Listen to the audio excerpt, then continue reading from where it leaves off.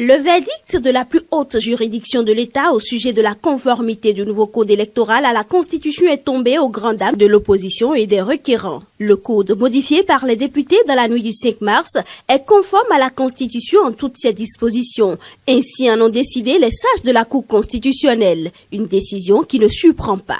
Je n'ai pas été surpris par la décision de la Cour constitutionnelle dans la mesure où ce code électoral est venu renforcer le système partisan que nous prônons depuis fort longtemps.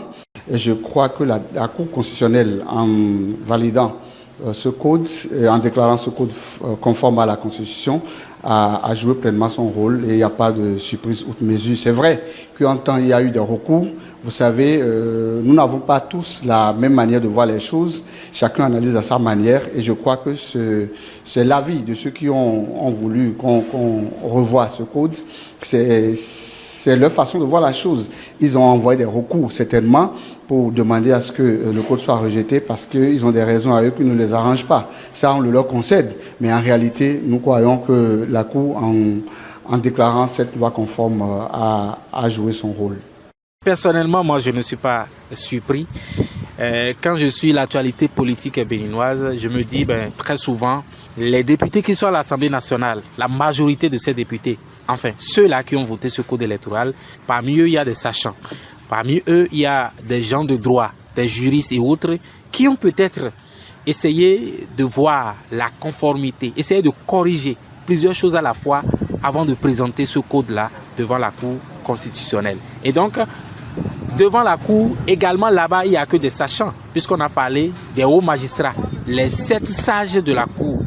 Et donc, puisque ces 7 sages-là ont analysé, ont interprété ce qui peut être valable constitutionnellement, ils ont vu qu'en réalité, le code a été voté et donc, par conséquent, c'est valable. Et donc, je ne suis pas surpris. Je ne vois pas en quoi ce code ne serait pas valide en tant que tel. C'est vrai, les démocrates ont émis des réserves. Est-ce que ces réserves-là portent atteinte à la Constitution? Est-ce que ces réserves-là portent atteinte au code électoral au point où ça peut créer de désordre demain, ça peut créer des choses qu'on n'imagine pas en 2026.